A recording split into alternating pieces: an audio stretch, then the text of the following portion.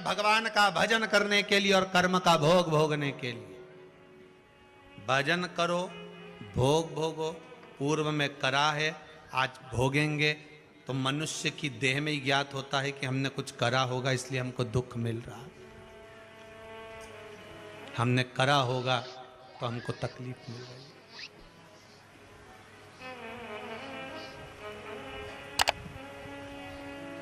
हमने करा हो तो हमको मिल रहा है, कुछ प्राप्त हो रहा है।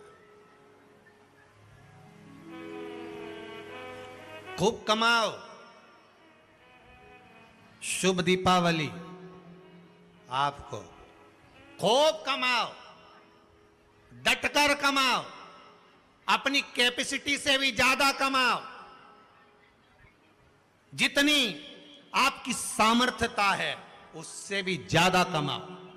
और मेरी मैया लक्ष्मी तुम्हारे यहां 2 पांव से नहीं, अष्ट लक्ष्मी पूरी 16 पांव से आए, हम मना नहीं करें, खूब आए। मना नहीं है, पर उस कमाई में भगवान से प्रार्थना करना कि धन आए तो अभिमान मत आने देना, अहंकार ना आए, बस इतना ध्यान रखना।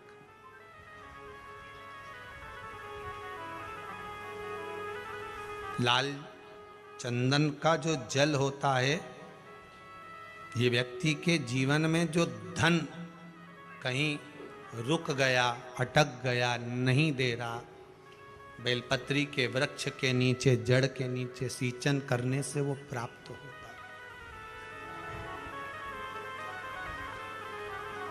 अथर्ववेद में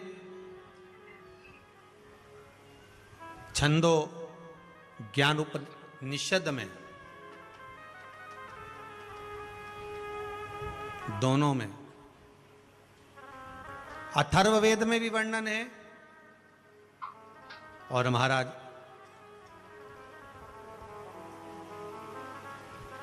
वर्णन किया गया कि पीपल के वृक्ष की जो जड़ होती है, बेलपत्री के वृक्ष की जो जड़ होती है,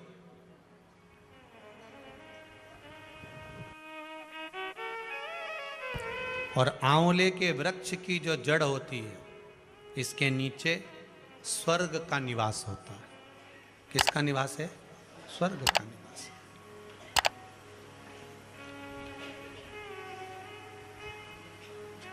अथर्ववेद में भी कहा और छंदो उपनिषद में भी वर्णन करा।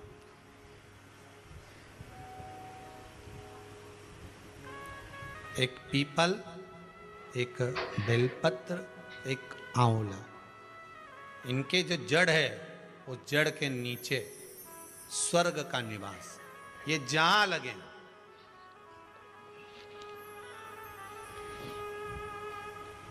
बस एक बात का ध्यान रखिए उसके लिए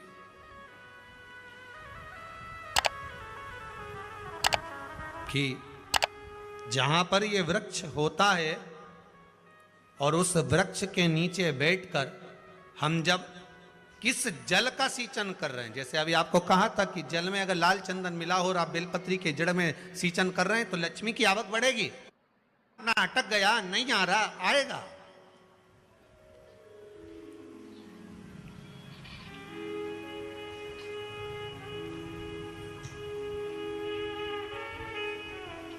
पीपल की जड़ में इत्र का जल, पीपल की जो जड़ होती है उसमें इत्र का पानी, थोड़ा सा जल, उसमें थोड़ा सा इत्र का भाग हो महाराज, और आप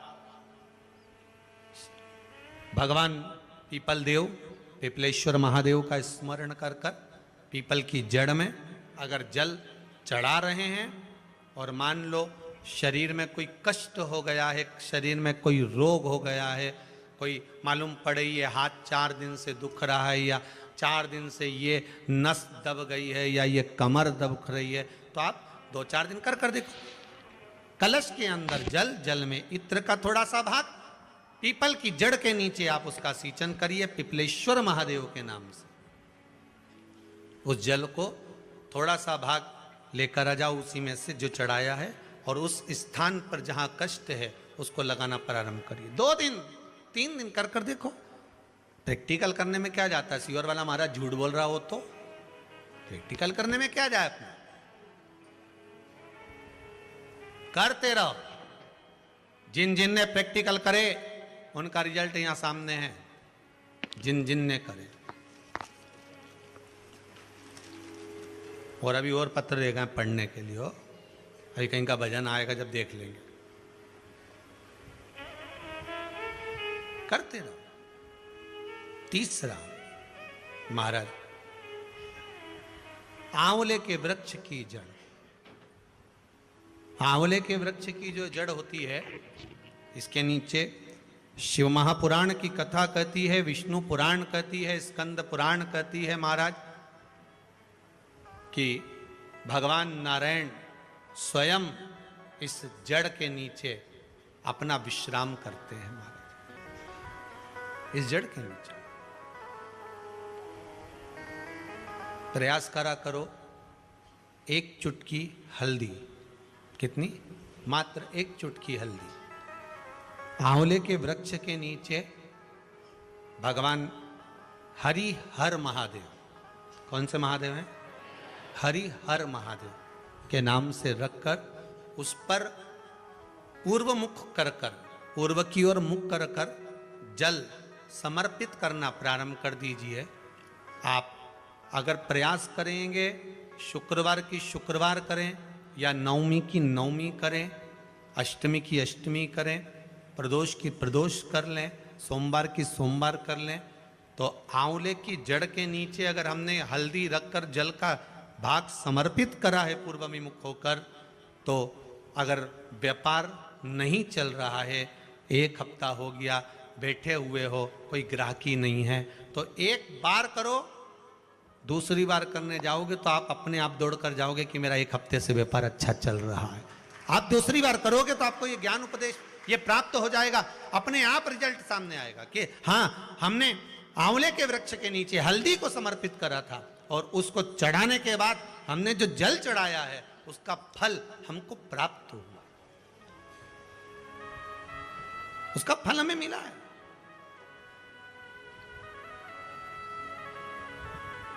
उसका फल हमें मिलेगा।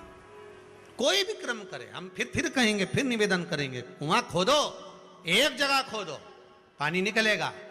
कभी यहां भटक गए, कभी वहां भटक गए, थोड़े दिन यहां आ गए, थोड़े दिन कहीं दूसरी जगह चले गए, फिर तीसरी जगह चले गए, चौथी जगह चले गए, भटक रहे हैं। अब बाबा से विनती करना, अब नहीं भटकूंगी चाहे कुछ भी हो जाए।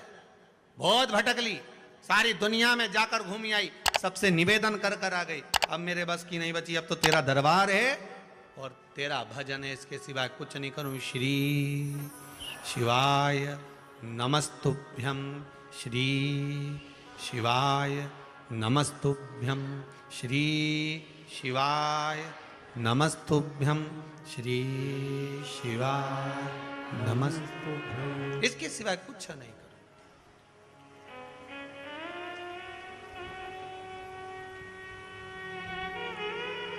हमारा भजन मूल हो जाए।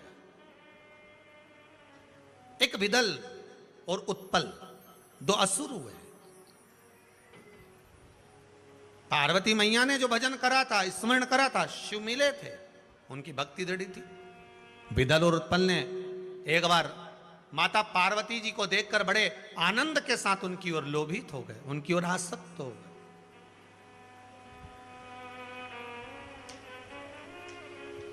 जो जो राक्षस, जो जो असुर भगवान की ओर लोभित हुआ, भगवान ने उसका कल्याण कर दिया। दुनिया के लोग संसार को देखकर लोभित होते हैं, ये कितनी सुंदर है, वो कितना सुंदर है, वो ऐसा है, वो वैसा है। हम काया देख रहे हैं, केवल शरीर देखा।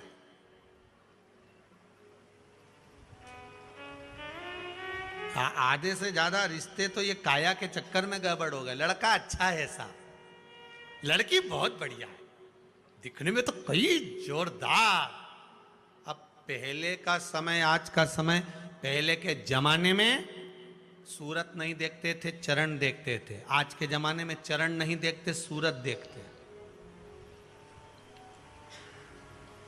फिर वही वाली बात आ गई, किस कलर के कपड़े पहनूं कि भगवान मुझे मिल जाए।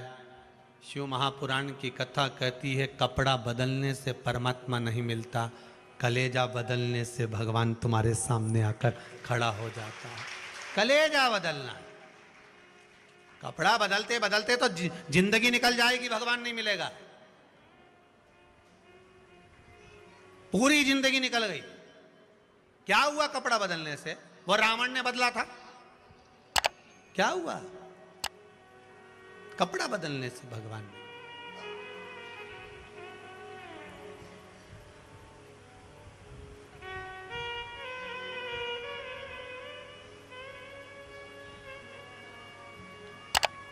महाराज,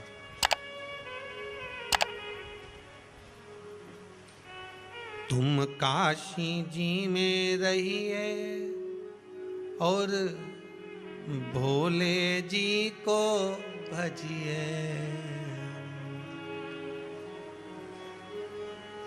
और मुझे भोले जी को नाम बड़ा प्यारो लागे।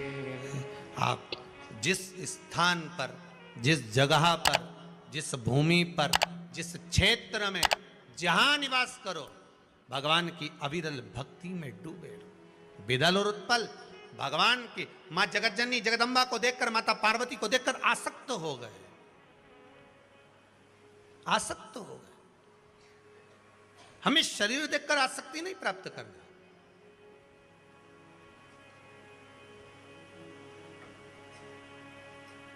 महाराज, बड़ी ये सब काया जो है ना, ये तो परमात्मा की दी हुई है। कपड़ा पहनाना उसका काम है, कितनी जोरदार जोरदार कपड़ा पहना के भेजा है, ये उसके हाथ में। अब ये कपड़े की दुकान वाला जानता है कि कौन सा कपड़ा पानी में डालते से ही छोटा पड़ जाए। बोले सही है कि गलत है? मां से नाप के लाई थी तो 3 हाथ का ही था, पर पानी में डाला छोटा पड़ गया। ये कपड़ा ही ऐसा है। भगवान भी कहता है ये कपड़ा सत्संग में जाके मालूम पड़ता है कि कपड़ा कैसा है।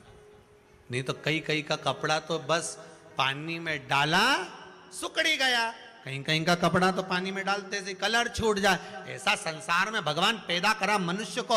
ये नर की जो कपड़ा पहनाया है, मनुष्य की जो देह, ये कपड़ा इस आत्मा पर पहनाया है। और भगवान देखता है, इस सत्संग रूपी जल में डुबो कर देखता है कि कपड़ा छोटा पड़ रहा है कि कलर निकल रहा है। छोटा पड़ना और कलर निकलना ये 2 अलग अलग बात है। कपड़ा छोटा पड़े मतलब समझ लो कथा में बैठते से नींद आ जाए, मतलब कपड़ा छोटा पड़ गया। और कलर निकल गया मतलब कथा में बैठने के बाद भी ये जीवड़ा नहीं लगे, मन नहीं लगे, तो समझ लो कपड़े का कलर निकल रहा है, मन नहीं लग रहा। सब तो बैठे रे।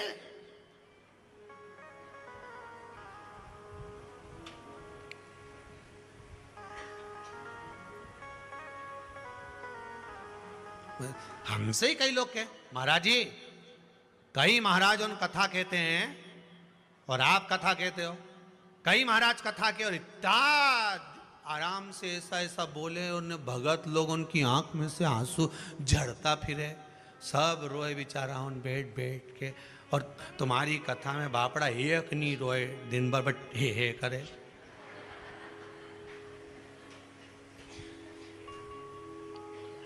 और तुम भी व्यासपीठ पे बैठ के बस हंसता रहो ने ठिठोली करता रहो। है? तुम्हारी भी आंख मांख में आंसू नहीं आए और बाकी का महाराजन तो कथा के नहीं बापड़ा सब झड़ता फिरे। 25 बार मुंडा साफ कर ले, 2-4 बार तो सपेट ले। अब तुम तो तुम्हारी संपट नहीं पड़ेगी, तुम सब ठिठोली सब हंसे और तुम भी हंसो। अरे भैया, पूरे ब्रज में घूम लेना, पूरे ब्रज में घूम लेना, और एक बार ब्रज में घूमने के बाद में नंदगांव जाना, गोकुल जाना। कौन कौन गया जरा हाथ उठा, जितने लोग उठाए सब उठाओ जो नंदगांव गोकुल गए। मां क्या करते हैं, घुटने घुटने चलो, जम के हंसो। अब उस समय पे तुम्हें हंसी आती है, पर नहीं, पर तुम्हें हंसना पड़ता। बोलो सही है कि गलत है? क्यों हंसाते हैं नंदगांव में, क्यों हंसाते हैं गोकुल में, क्यों हंसाते हैं ठाकुर जी के सामने? क्योंकि वो ब्रजवासियों को मालूम है पूरी जिंदगी रोने के लिए पड़ी है, मुस्कुराने के लिए तो भगवान का दरवाजा होता है। मुस्कुरा लो।